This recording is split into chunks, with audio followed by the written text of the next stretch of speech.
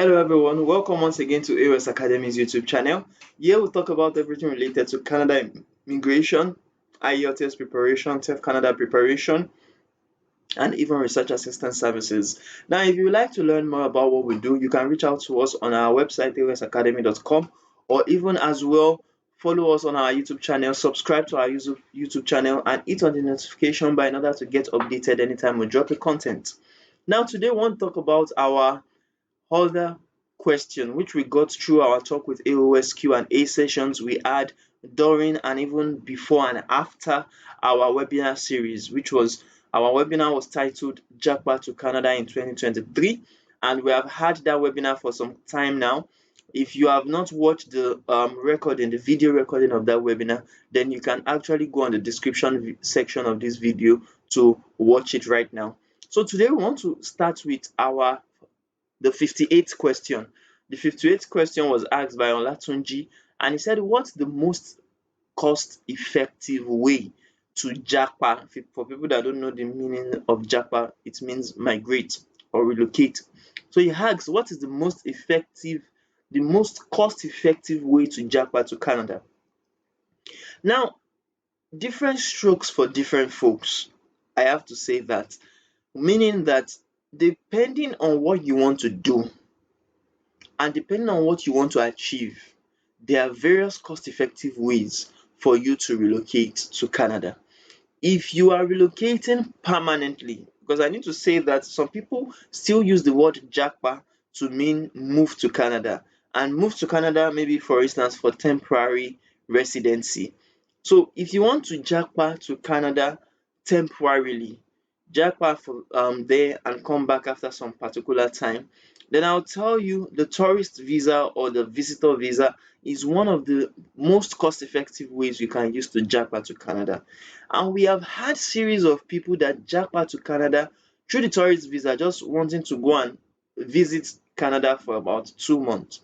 You understand? Or even 2 weeks in some situations. But as soon as they got there, they enjoyed the place, they didn't want to come back. So as a result of that, they switched to permanent residency. So you can actually JAPA through that way as well. And we have talked about that also extensively on our blog article, which we are going to also link in the comment section of this video. You can also go and watch how or read up on how you can actually do that from the visitor visa to the permanent residency pathway. Now, some people right from their home country would also like to just JAPA permanently without having to go through the temporary route. Now, I'll tell you, the temporary route is one of the fastest ways to actually relocate to Canada because it deals with little documentation, it has little restrictions, and you move at the tip of an eye. But if you are to JAPA to Canada or migrate to Canada permanently, it's going to take some time. Sometimes it takes stretch of months. Sometimes it takes even up to 1 or 2 years before you can actually fulfill the eligibility criteria. And for people that actually wanted to JAPA during the pandemic period, they had to wait after the pandemic period. We have someone that actually got his invitation to apply for permanent residency in 2020 and finally went in the year 2022. So that's roughly about 2 years around down the line during when he started his processing till when they actually cleared him to relocate to Canada. But if you are not that, or if you are trying to relocate to Canada at this time, I'll tell you that they have gone back to their service standard period duration, and which is 6 months. So if you start, for instance, to process your permanent residency in the year 2022, December 2022, you can get to relocate to Canada on or before June 2023 if you actually get the invitation fast and you are very well eligible for the program that you actually applied for. And I'll tell you now that the most cost-effective way for you to JAPA to Canada, which is not quite expensive, which is going to require less of commitment financially from you, but might deal with more documentation, is the express entry, depending on if you are going as a single applicant or if you are going as a family of a wife and an husband, or if you are going as a family including the children, maybe one child or two child, up to at least even 7 children for just one application. So I hope that answers the question. The most cost effective way to go through temporary visa is the tourist or the visitor visa. But the most cost effective way to JAPA to Canada for permanent residency, as we have gotten to know it, is the express entry.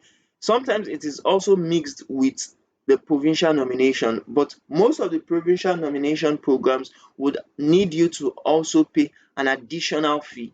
For Ontario, for instance, you pay 1,500 in addition to actually get that nomination from the province of Ontario. For British Columbia, it will cost similarly about 1,000 or more Canadian dollars.